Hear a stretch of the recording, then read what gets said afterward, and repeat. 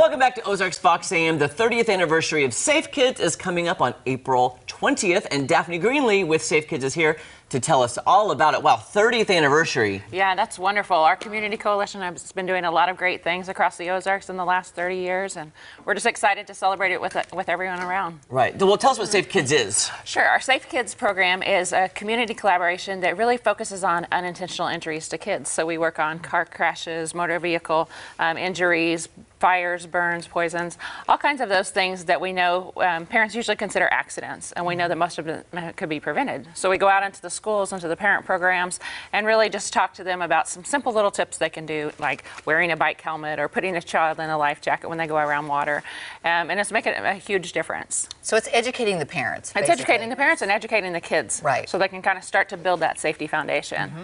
Yeah. You have an event coming up, too. We do. The glitter brunch? Yeah, all that glitters. That sounds like a good brunch. It is. It is. It's a women's brunch this Saturday out of Hazeltine's Estates. And the whole focus of that event is just to kind of raise awareness to women, and whether it's mothers, grandmothers, aunts, and just let them know, you know, the resources that are available out there. Have lots of wonderful prizes, including jewelry, trips, facials, all kinds of nice beauty treatments. So we encourage women to get registered for that at allthatglittersbrunch.com. Allthatglittersbrunch.com. Yes. Okay. So how long is it? How's the? It's a 2-hour event, so Okay. it's from 10 to noon. So it just gives you a little bit of time away from the kids, but still then time to get back and do all of the rest of your Easter activities.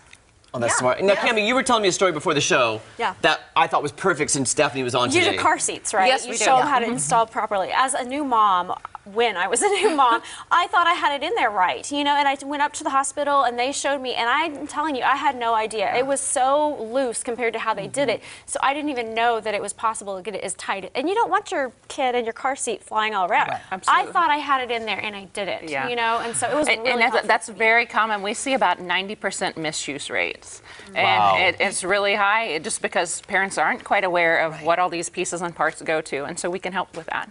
This is great for new mothers or any parent of any age child. And even grandparents as they're raising their grandkids. Well, and we think we know how to keep our kids safe, but when it comes down to it, there's so many things that we miss like that. Yeah, absolutely. Just little bitty things. What do you do? What do you teach the children? What are the things that you teach the kids? Really, we focus just on a couple little things. Like for bike helmets, we talk to them about how it needs to fit and how they need to wear it every time. And with kids, we can talk about how your brain controls your whole body and how, you know, if you damage your brain, it's not easy to fix like a broken arm. And so if you forget how to do something, you have to your body has to relearn how to do that.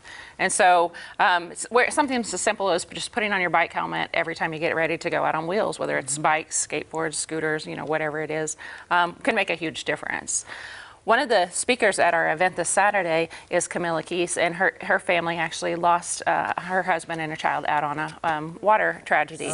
And they're working with us to really raise awareness about how we need the need for life jackets for kids. So they've worked with the Army Corps of Engineers, and we have life jacket loaner boards at a lot of our facilities now. So someone comes out on the boat or they're going to the swimming beach this summer, they can borrow a life jacket if they don't have one to keep with their kids in that. That's a powerful story. I don't know if I would have, if I could speak after losing family members, but I know she's trying to help the community, and we're looking at some numbers here, right here by the numbers, things that can be prevented. Oh, absolutely, absolutely. We know just with car seats alone, our usage rates have went up from 65% to 94%. Oh, that's great. And so just getting that word out about what we can do is really key. When you think about, like, when we were kids, all the ways, I mean, we didn't even use seat belts. No, we rode in the back window. of pickup trucks and all kinds of things like that. Isn't that crazy? It is. And, you know, what we really try to tell parents is, like, things have changed a lot in the last 30 years. And, you know, you wouldn't want a doctor working on you with medicine that he knew 30 years ago. So why would you put your children in safety devices that aren't up to date? Exactly. We're looking at some programs, too. Can you tell us more about the at-home, at-play, and on the way? Sure. So what we do is we kind of break down all of our programs into one of those 3 risk areas. So at home, we really focus on all those injuries like the poisonings, the fires, how to identify things that may look alike to a toddler, but really one could be dangerous. So if you're having that bottle of Pine Sol versus apple juice, you know how they can't determine things like that. So we can go in and we can even talk to the preschoolers about what can go in our mouths and what shouldn't go in our mouths and things like that. At Play is more our bicycle pedestrian. It's kind of anything that we're outside doing, our swimming as well.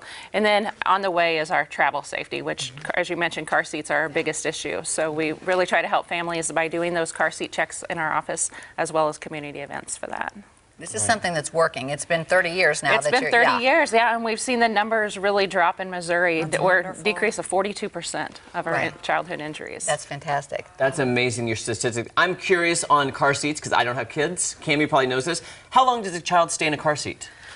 That has actually changed. Oh, okay, I'm curious. There's no general, by law, they have to be in one until at least 8 years old. However, you know, the car seats are actually holding them longer than that. And so the longer they're in a car seat and the longer they stay rear facing, they're actually safer in their vehicles. My little boys like to be in their booster seat anyway now that they're older, so they can see. Yeah. So it's not bad. Daphne, give us the information again where people can get tickets. Sure, it's allthatglittersbrunch.com. All right. Thank you. Thank you so much. What's better than a glittery brunch? That sounds good to me. More fun on Ozarks Fox AM when we come back. Don't go anywhere.